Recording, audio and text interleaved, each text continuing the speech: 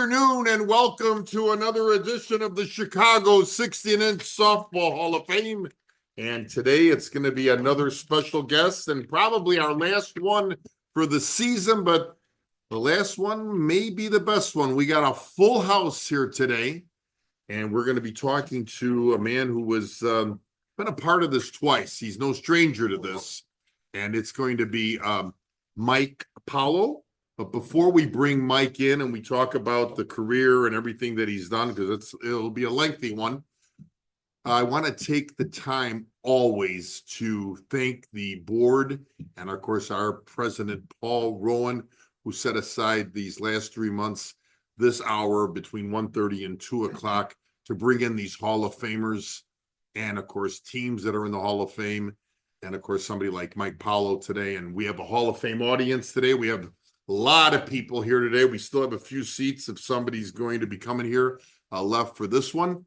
If you look around this room, we do it from downtown Forest Park, right here at the museum. And you look at the jerseys and the framed pictures of some of the teams and just memories here that run through jackets, jerseys, everything. It is an amazing place to be. So if you get the chance and you're watching this, come out and visit the museum here at 7501 Harrison. But after further ado, I want to bring in a gentleman, Mike Paulo, who was inducted on October 24th, but should be the 26th of 2024 as a manager. But like I said at the beginning of this, he's no stranger to this because he was also part of the induction of the Saints in 2013. Mike, really nice to meet you today and seeing you today. This is fantastic to have you here today. Well, you look around this audience today, it's a full house, probably the biggest one we've ever had. It's got to give you a little bit of goosebumps today to see these guys and some of the stories that were going on. My first question for you would be this, and we got to go back now for this. How does it start for you for the passion and the love of this game, baseball, this coaching? Your resume is fantastic. How does it start for you? Well, I appreciate that, John. First of all, before we get going, again, thank you. Thank Paul Rowan, the past presidents, Ron Kubicki, Gary Thorson, and on, a lot of the people that have really helped out here. And I want to thank, Rich Hennessy, Nick Balestri, Frank Lentine, all the work they guys that are in our audience today, yes. And I know they've gone to bat for me and for the Saints in the past. I know at the Hall of Fame dinner, I thought back when you were up there, there's some names I didn't go on and on mentioning everyone. But I think I might have forgot to mention some of the names. Here's one of our guys here coming in right now, joining us. But I just wanted to bring that out. And before we go a little further, two names that came to mind. I know we've lost some great players in the past. But I'd be remiss not to bring two people up. One being Billy King, who helped the Saints out with Miller Beer, and I know he had passed. And another person that was very instrumental with the Saints, who ran Clyde Park, Rusty Carlson, and I just like to acknowledge that. Oh, sure. And like I said, there were many other players and people, but I think that's very important, and they just came to mind. I know Billy King's daughter works with us at Montini Catholic, where I'm at, helping out right now. Okay. And she's the assistant. Well, she assists the athletic director, and she's also married to Joe Dooley, who is also involved in softball. So, are you still in some capacity at Montini right at the moment? Yes, I help our very good friend in softball person, Michael Kowski. Well, I know if you want to mention if you would like to mention who's in our audience, I think you know the audience today better than I do. You please go ahead. I know you mentioned Mick, the Balestri Hall of Famer, Hennessy, Frank Lentine, but I know there's some other people here that I just got to meet today. So go ahead if you want to bring them in. Yes. Some of the Saints players are here. Tom Kalawiak, Tommy, Larry Babiar, Hank Schultz, Bobby Beckus. It's your nucleus. There's your core right Very there. much, very We much. met of our some really club. nice young Very man much over our here, club. back here. And I'd like to bring out here Mick Ballestri's great nephew. Did I say that right, Mick? Angelo DeSense, our junior lineman, fantastic leader for us. You're gonna hear more about him next year. State champs. State champs. Oh, yeah, by the way. Yeah, we're gonna break my camera with the diamonds over here. No, but hold up that ring. That is something else. It's just a beautiful. And his father, his on. brother. Yes, got it. Nice to meet them this And they're all afternoon. relatives of Mickey Balestri. So it's a small Yeah. world. You said something to me before we went on. We were kind of talking, and I think we already did a podcast here before we went on live. You said something to me about how the coaching, how you like when I see this young gentleman in the audience today. That is the best feeling in the world, because I remember when I was coaching hockey, I would go to a restaurant with my wife, and someone would come up to me and go, "Mr. Conenna, how you doing? Oh my God, I remember you. This has to be like the honor of honors. I think this is what it's all about. What you were saying to me about coaching. What goes through your mind after all these years, and now the accolade that we're going to get to, and the accolades of teams? What goes through your mind all the time with this? I think you're right, John. I mean, winning and championships, but also losing. That's minor. As I think back, softball was just one area. Sure. It's a stage, coaching's a stage leading up to other things, leading up to the relationships like these guys, competitors that we played against, some of the great competitors like Rich Hennessy and Mick Balestri. We can go back, we've played together, we played against each other. Right. And some of the memories that you build, and I know people have talked about this in the past, you'll never forget it. We can go on, and then leading on to coaching girls, coaching at the college level, coaching at the high school level, coaching men, and now back at Montini in a different sport. Sure. Yeah, you sit back, and it's great to see someone like Angelo now developing in which I believe you'll see him in 2 years being Division I type of athlete, and even if they're not a Division I type of athlete, seeing his development as a person, Sure. And all the work he puts in, and it's going to lead him into other things later on in his life. Oh, for sure, for sure.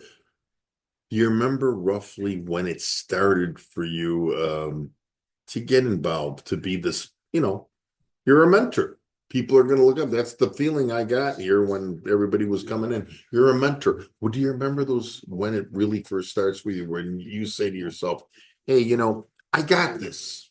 I can prove myself. I can teach others. I can show people the way. Do you remember what year it was when it starts for you? I've always loved sports. I've always been around sports. I found myself always organizing, always being an organizer. Grew up around the Melrose Park area, then moved into Bellwood, starting looking at 16-inch softball. Basically, you would play in the schoolyard, and I know a lot of people would talk about the milk cartons, putting the milk cartons down. We didn't really put the milk cartons down. In the public schoolyards, or in the Catholic schoolyards, I lived across from St. Simeon in Bellwood. Okay. And what they would do, they would paint the playground. The bases would be painted in the schoolyard. So that's all you needed was a baseball bat and a ball. And everyone didn't come out with everyone with 2 or 3 bats. Like nowadays, everywhere you go, everyone's got 3 bats, 4 bats, 5 bats. $500 bats, $300. We're lucky if we had one of these that was maybe not torn. No. And I would have a bat.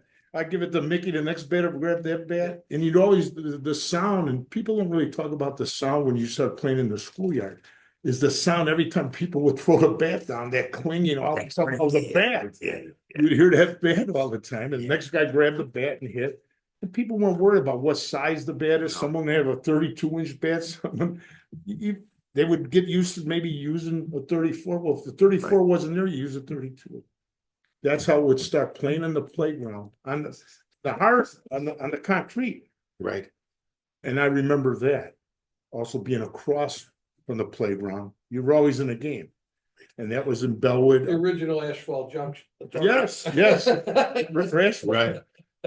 People, not too many people were sliding in, if I remember. No, right. And if you had to, Frank, you make me Frank, I don't know. yeah, Frank can tell us about his Chicago Avenue days for sure. But if you had to do it, you did it. This right there, something like that, just for you to remember something like that, is what this becomes all about, and it just really transcends to that next level. You went for so many different levels of this. What is that early moment that you thought, okay, something? Did you see somebody that turned you on to the game? Was it, somebody you looked up to then? It said, I'm going to be like him, or I want to see that this is an organizer. Do you remember some of those people early on?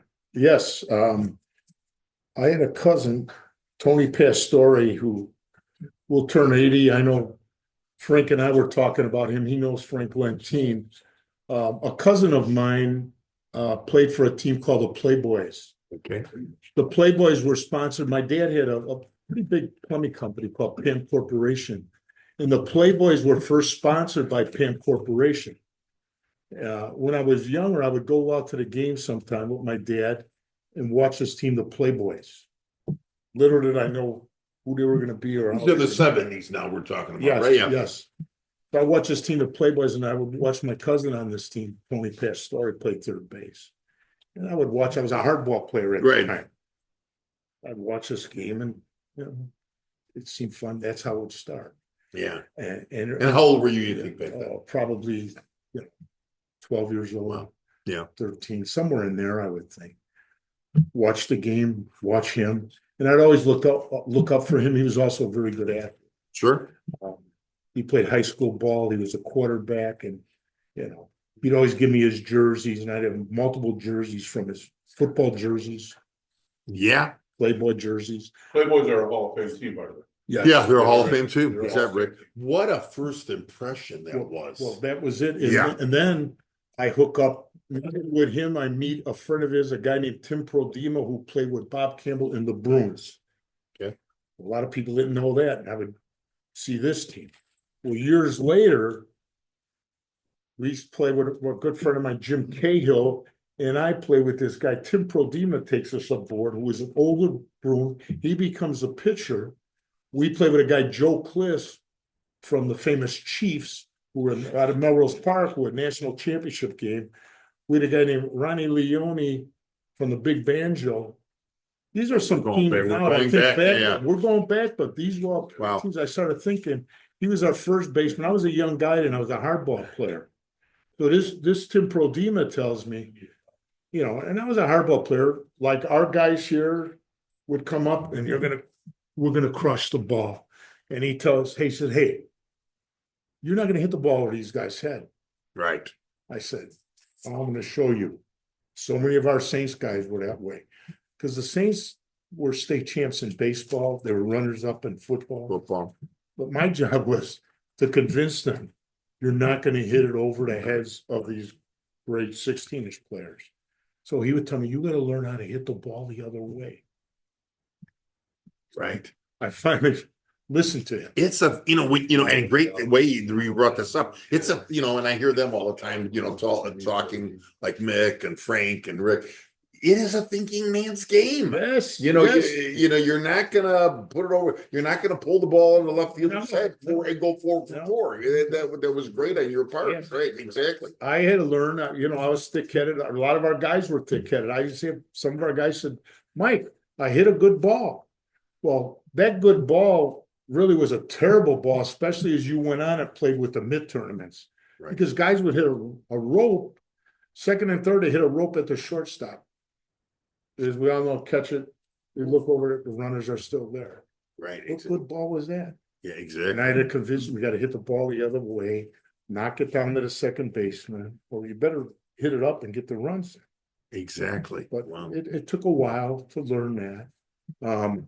But I learned from this guy, Tim Prodema from the Bruins, who was with Bob Campbell all those years. Okay. All these names come out years later. Yeah. I didn't realize Bob Campbell was involved with the clincher. Wow. How did I know that? How did you know that? Right, You know, back in the exactly. day, you're playing. Another guy I got to play with who I think, and there's many great outfielders out there, but a guy named Kurt Dusek, um, I'm playing a little bit out in the western suburbs, and I see this guy, about 18 years old. I said, "Oh my God, who's this guy?" Who's this guy? Yeah. No one really knew about him. We started playing with this team with a few of these guys. There's Joe Kliss, and he's an older guy. And he says, "Mike, this guy's something else." So we throw together this team called the Hustlers. We're playing out here against the Flames and all these other teams. Rich Hennessy remembers some of these guys. Oakwood Terrace. And I said, Wow. little do I know, this guy's unbelievable. I put him out in center field. I started running this team. And when I got all these old guys with me and this kid, Kurt Dusek. A couple of years later, the great Eddie Zolna finds Kurt Dusek. Next thing we know, he's playing with the Whips, Bobcats, and everything. Wow. Everybody You else. talk about an advancement. Well, yeah. And he's a Hall of Fame. They don't talk about it. He became a Hall of Fame 12-inch player. Sure. Played on the pro team with Joe Pepitone and all these people. Oh, wow. Frank says he knows him back.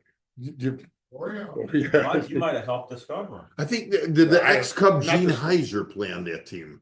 Or no, I remember Pappas had put a softball team No. together once too, but Frank- yeah. What was that, the one that played in Blue Island, Frank? Yes, that was Storm. Yes. This one. Yes. Wow. Ronald Louisiana played too. Yes. Jeez, crazy. But I do remember, I'm remembering some of these names, you cross paths with people when they were like very young.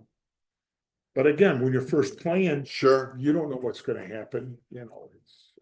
Mike, was it hard to transition from like, say, the hardball game to the women's game to the men's softball? Did you learn from all three and try to implement all three into your style? There's no doubt. I've learned from all three. Yeah, Learned from some of the mentors of people. Like I mentioned, those guys. And, sure. some of the great coaches I had in hardball. And then again, a thing that I would always do is go watch. And the thing that I see, there are a lot of people that are not like the Balestris and the Hennessy's and the Franklintines. There's a lot of guys that want to come and go, and that's fine. They come, they go, and they say, "Well, you're crazy. You're going to be here." And I've heard many people say, I had my assistant coaches in college. Well, coach, or even you're going to be here 5 more hours watching the games. I said, so what? Or here's the other thing: in college, you got a scout. Right. Now they're not coming. I'm in the Division III. This is not Notre Dame. They're not knocking at my door. And my coach would say, "Well, coach, should I ride with you?" I said, "You better take your own car." She said, "Why?" I said, "Well, just because we have a list over here of these 5 kids I'm going to look at, I'm going to go look at the other." She says, "Really?" I said, "Because now I would build the rapport, because I'd also have travel. At one time I had to travel 16 and 18 top girls teams. I see that. Yeah. I would have the rapport with some of the top travel coaches. Now I'm gonna go talk to the John Conennas or the Mick Balestris. Right. And see, who do you have that's probably not gonna play at the D1? Now Sure. we go talk to them. Well, the young coaches didn't know that. They figured, well, I'm gonna go with Coach P here for 3 hours, then I'm gonna go home. Well, now, and I'm good for another 6 hours. They thought they're gonna go home. We got Friday night or Saturday. No. But then they wonder, well, how do you know this and how do you know that? Or you're not writing anything down, coach. You learn after a while. Yeah, after a while, you knew what you were looking for sure. But see, the thing here is, you said where the one coach says, "Hey, it's gonna take another 5 hours before you get out of here." But this is where your leadership and your passion, you had a passion for it. Yeah. You don't mind staying in the 5 hours because you probably thought after those 5 hours you'd watch another 3 or 4 more Wife games. didn't like it. Right, yeah. So He's carrying his 3 kids I- in diapers. yeah. I have to tell you, After that, I was blessed. My wife was outstanding. yeah, I can imagine. We're talking about Donna, right? Yes, yes. We're talking about Donna. Yes. Yeah, and you need all the Donnas of the world because this is 5 or 6 nights. I mean, with all you guys, it's 7 nights a week. it's 7 nights a week. And I was playing just in like little 8-partridge, and my wife was on me about 4 nights a week. You guys were 7 and maybe 6 games in a 7-day period, right? Like Mick said once to me, he goes, wedding? We didn't go to a wedding. You know, we put a boost in the mail. We mailed it to him. Yeah. So It's a- we'll meet up with everyone later on. Somebody else. Uh, Game to play. You got married in the fall. what really you started the Saints thing. Yes. It was actually the Saints Yes. thing. What makes you go on to do that? I mean, what was the drive for that? Because I mean, again, this is time, but this is passion and it's dedication. Great story there. Really, the Saints probably got started through my wife's family. Oh wow. Out in Darien, started dating my wife out in Darien. We had a team, again, Jim Cahill, myself, we had a team, another team out in that area. Some guys asked us to play with this team, the Clout. Now, Darien, again, these guys were all state champs in baseball. Some were in college, and the summer they come back and play. Second in the state to Mount Carmel in football. Now, a good friend of mine, Pat Kenny, brother was the tailback on the team, tremendous athletes. We would know because when I would come with him to watch his brother, and we'd watch all the high school games again, the passion for whatever the sport was, I'd be watching. Well, now we would watch these guys, but then this team, the Clout, we're playing in the Darien League. These guys asked my friend, now we come, they're tremendous athletes. Well, I hate to say it, we would play them and they would never beat us. But I'm talking about, we would run with these young kids. We're great athletes, better athletes than us. We come out there with our pot bellies and that, and people, that was the Right. thing again. Everyone said, look at these guys. Yeah. They had guys that were tremendous athletes, but they didn't understand the game, The John. game. Rushing the ball. Yeah. Guys cutting the ball, hitting the referees, and they couldn't figure it out. And this guy here throws bat down like this, and Yeah. we'd be laughing. They couldn't figure it out, and they'd hit these long fly balls. And we just Yeah, and you we didn't just need cut the ball here. yeah, you didn't need YouTube or Google to figure it out. No. You guys were there in position to catch the ball. Yes, Game than you think. yes. Exactly. Good So- point. So yes. who was there? The name the Saints came about because there was a gentleman who, his name was Father El Mika, who was the pastor of the church. Okay. Darien, was a good friends of my wife's family. He loved softball, and he was good friends with all those young players. And got to know him. He'd be like my in-laws' house, then in-laws Sure. later on. And he would ask me, he said, Mike, why don't you get some of your older friends? I got all these young guys. Why don't you combine and teach these guys how to play? Because he would watch us play. Sure. He says, you know, they're all talented, fast, strong, whatever. I said, well, maybe we'll do that. And that's how the Saints came about. And we were thinking of a name. My friend Jim Cahill, I can remember sitting at the table. I said, Jim, what do you think? Angels or whatever? He said, well, maybe the Saints in honor of Father L. Wow. Okay. We start the Saints, and we start in Darien, Downers Grove, playing teams. Now, we're going back to some teams now in the western suburbs. Some of these guys remember a team called the Coors Bombers. Okay. The Downers Grove Hitmen, Tough team. the Long Shots were the teams that we played out in the suburbs. Sure. Sure. Mad Dogs. We played a lot of these teams who later on, a lot of these players that went on to play with the Taggers and that, but we'd be Master battling out Tigers, in the sure. western suburbs, the Lords, Westmont, Great team. all those guys. But that's how it started with the Saints. Sure. And little by little, we started How long was the nucleus of the Saints in the sense of how many years? almost at least 10 years, if Wow. not more. And when they say And neighborhood team, basically the that main core. same core. The main Yeah. core, yes. There's at least 7 or 8 guys from the same high school. 86 to 96 Yes. was pretty much our. Wow. And basically it was a neighborhood team, you know, and You guys won an inaugural championship where some forget. at Clyde Park, Yes. when Rusty started that league, Mick was in the meeting. I think Jimmy spit out the Stooges, Lane. Pat Lane, Yeah, you guys won the inaugural title there. Yes. Yeah. Yes. George Yeah, Keller. George Keller, the Gamblers. And the Gamblers. That was a great league, by the way, as good as any league. So we went through Clyde Park. And then we started playing different tournaments. And that was 86 to 96. I mean, that nucleus, you think?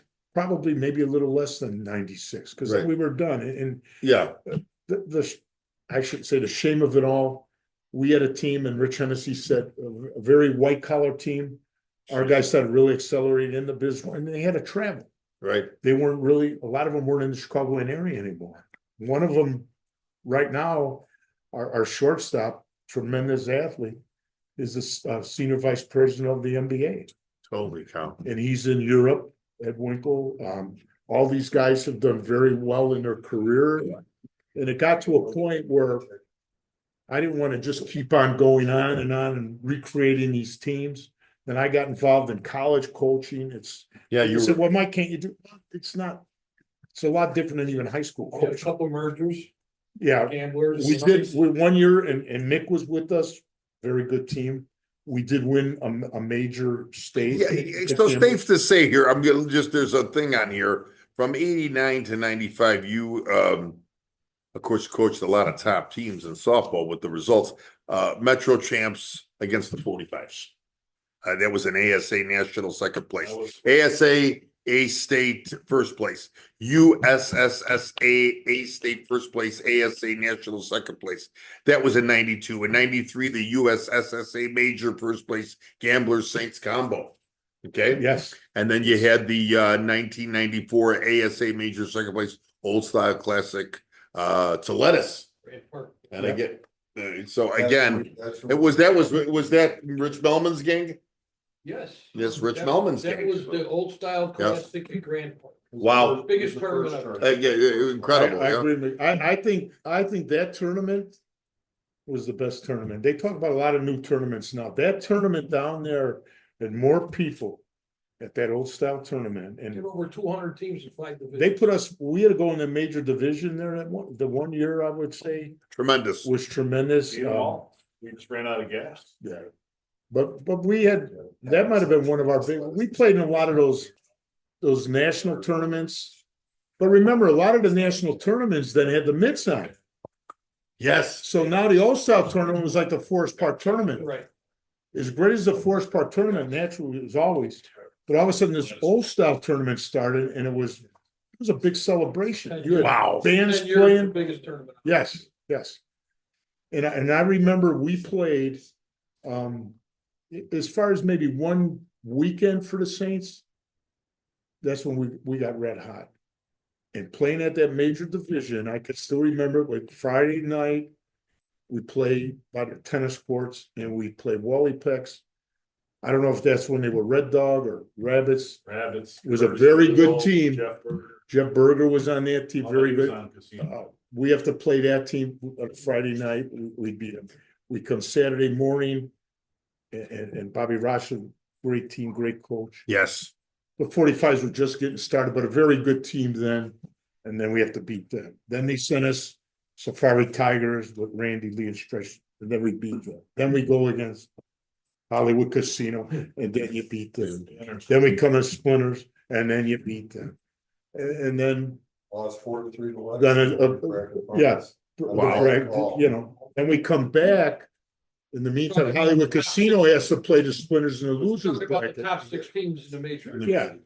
But then people would say, well, the Saints aren't really a major team. I said, well, I don't know if we're a major team of what we are, but Right. whatever. So then, And we had well, discussed. then we had to come before, yeah. back and beat Hollywood Casino again after they beat Splinters, and then it was us and Lettuce. 4-3, and then Sure. they beat us. They beat You know, the us one up. that stands out for me here is in 95, you had that ASA, you were fifth on the ASA. Tied with us. Yeah, that was on the major nationals when I say fifth, not, fifth in Chicago, major nationals. So again, what an That's when the achievement. Iowa team won. That's when Carpet Country, Right. Carpet Country won. That becomes, Tied with fifth, but technically I think it's tied for fourth. Now that I look, Joe Polito. oh yeah, Gave me where the is Joe booklet. Polito? He We gave should have me the been here booklet. today. I looked at his Where is booklet. Joey? Yeah, we normally, so. He was at the tournament. Oh, yeah, well, of course. Well, American Melrose. we know Joe's gonna watch this, so yeah, at least we know that was involved in But that softball. that was a very memorable. Oh, God, what a run. I I mean, think what a that run. tournament- What a that run, like he was saying, from 86 to 96. What a run. You know what I find interesting about you? And of course, every guest I have is interesting. Every team I've interviewed that's gone into the league. But you went from, managing these teams, and then of course you go to the Elmhurst University, and of course that's a different level now because now you're looking at that college student, and then you're still involved in the game. That stupid game, which probably pickleball is harder, football. You go to football. So you love this transition. I mean, because here you're doing ball, and now you go to football. You're helping Montini. What keeps you going? At Montini, I'm not a position coach. Right. I really help Mike out. Okay. I'm the eyes for Mike on the weekends, Nice. checking out. Again, being, And we're talking about Mike Bukowski. yes. Yeah. Being out at the games, checking things out. Sure. Which I've always done, whether it was the men's game, whether it was the Sure. 16U or 18U games, Right. looking at talent for Elmhurst. Yeah. And now we're looking at talent for Montini, Sure. behind the scenes type of guy. Yeah. Or whatever I can do to help Mike out. Which I love it, whether it be something at 6 a.m. or something at 10 at night. Right. They're laughing. Well, you know what is interesting, Mike, is that we're in this modern era. We call it millennial. We call it modern. We know how this game, like when we talk to Mick or we talk to the Franks of the world, the Rick Hennessy's of the world, yourself, how the game sports has changed. You find yourself still up to date where you can be, you have an impact.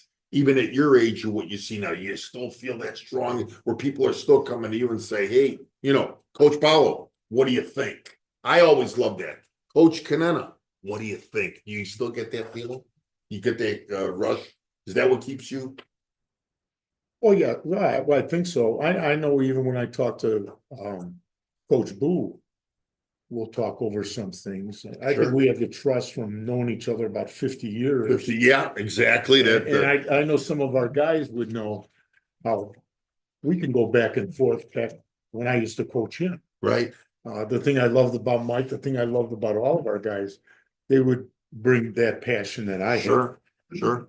Or they wouldn't have been playing Right. all those years with the Saints. Yeah. I'll tell you. You know what to look. You knew what to look. But I like it. Some people Sure. wouldn't have, because I knew what they were about and I knew what Mike's about now, Sure. But a lot of things nowadays, even at Elmhurst, those last couple of years, people would start saying, well, Coach, you're a little old school now. You're getting a little old school. Watch what you say. I think Tom Lentino will tell you being the AD, and we all got to watch. Everyone's got to Right. watch what you say everywhere you're at nowadays. Exactly. How But I would never do that. I wear it on my sleeve. I'm going to say what I have to say. Sure. It's because of this.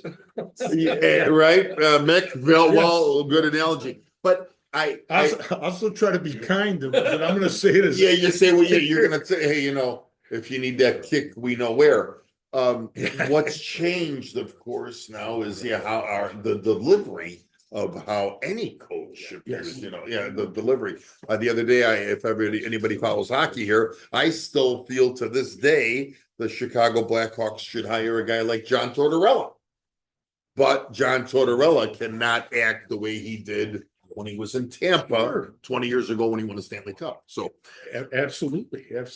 I'm going to kind of pause this because I got two more things. I want to tell everybody we are visiting today with a Hall of Fame inductee manager, Mike Paulo, of course, who had formed the Saints, and he was part of this in 2013, an induction for his team, the Saints, and of course, this great honor that came to him on October 26th of here of 2024. We're in front of a live audience thing, and just is really a good feeling kind of thing here today.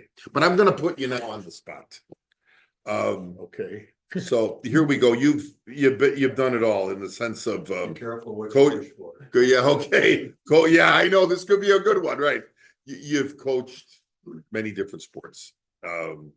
Football, women's baseball, men's baseball, but if you want to incorporate the Saints into this, you want to incorporate anybody in this audience, you can. but it's gonna go viral. I'm gonna give you 11. You gotta do it within 2 minutes. Who are your 10? Who are your top 10 players you're going to war with? Since you coach so many teams, no one get offended because this man is a class act, but I gotta put you on the spot. You want to beat me outside in the parking lot, Mike? We can do it later. But you gotta give me 10. You gotta give talking me about girls too. no. Well, we can put the women in. Give me 10. 2 minutes, Mike. Give me the 10 with the short My center God. fielder and give me 5 Oh my subs. God. Give me 5. Yeah, I'll give you 5 subs. So I'll give you a few minutes, one at a time. We start with Who do the you want your Fox on? we start with the The catcher. people that I've seen, I just can't name names of catchers. Who's your catcher? I'll give you 2 for each position. Big Robert. Jack, who's in the first See, one? wait a minute, watch what you wish for. You guys thought this was gonna last 100 minutes. He might be done in 1. Well done. He ain't got him. Pitchers. Okay, give me 2 catchers that you go to war with. You probably have to say John O'Connor. Okay. He's one. He's a beast. All right, we gotta write these down. Hold on. This guy- John O'Connor? Or guys he coached. Yeah, guys on the Saints, you wanna know, or just all? No, his all-time team. In general. If he wants incorporated, you know. Kurt Dusek is definitely on there. Okay, so John O'Connor is your catcher? And who's the other catcher, Mike? Mike, you used to like me about 5 minutes ago. No. I've never seen him stumped like this, John. You got him. Did Mick talk Ken about? Cooper, Ken Cooper. Ken Cooper's your other catcher? Yeah. You got Okay. him stumped there. So we got 2 catchers. We got John O'Connor and Ken Got Cooper. 2 at each. Now let's go to our first baseman. You got 2. Yeah, I was gonna say Wally Filkins, Wally Bobby Russ. and Bobby Russ. Okay, all right. Now before you think it's the way I'm gonna do This is this, the old polo team. Wally Filkins and Russ. What's up, and Russ? Bobby Russ. Bobby. Okay, we're not going to second base. Who's your left fielder? Randy Russ. Randy is in left. Yeah. Okay. And who's your other left fielder? Just in case he gets hurt. Just in case he falls on the grass or something. Bobby McClellan. Yeah, that's what I was. Yeah, but this is his team. Let's go Bailey are in there on the side. Larry. Yeah. Larry. I'm gonna put a Saints guy in there, yeah. Okay, we got to put a Saint guy there. All right. All right. And now let's go to our second Same baseman. guy for every other one. What's the difference? Let's go to our second baseman. 2 of them. Mike, I found a way to keep you quiet. Say Johnny Gallagher and be safe. I'm gonna say Johnny Keller too. You can throw Saints guy part-time, throw Bruno over there. Danny Joe. Yeah, He didn't play long enough. Hey, don't forget your lunch buddy, Bobby Lopez. He was I give me one. He was part third base, Bob.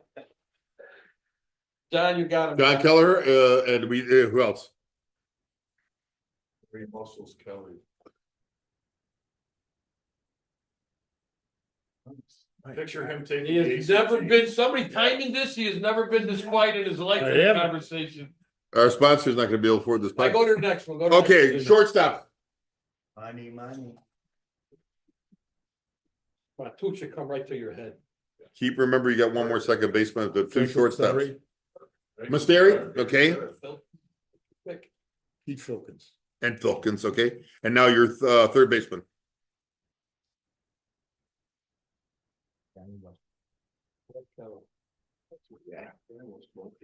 Jack Kelly. Well, we got the long ball there, right? Oh, yeah, Jack Kelly, good one. Yeah, Jack with all that power. Okay. Blackjack. Who's another one? John Westmeyer. Westermeyer. He was a beast. I thought he could do it. Okay. All right. So now your center fielder. Produce. Got him in there. Yeah. Dusek. All right. You know the other one? There's a lot of Might throw in. Angela Leisha. Yeah. Angelo. He Okay. got 3 hits last night, by the way. Right fielder. Yeah, and he tripled. I'm taking a guy. Hank. Hank. All right. Hank's in. Hank, you're buying dinner. That's it. And the other right fielder? Don't get in. Another right fielder. My God, I can't even. One thing I wasn't prepared for, all these players. Frankie Mione. Yeah. Mione. Frankie, okay. All right. Give me 5 top pitchers. Yes. Callow, Gallo, okay?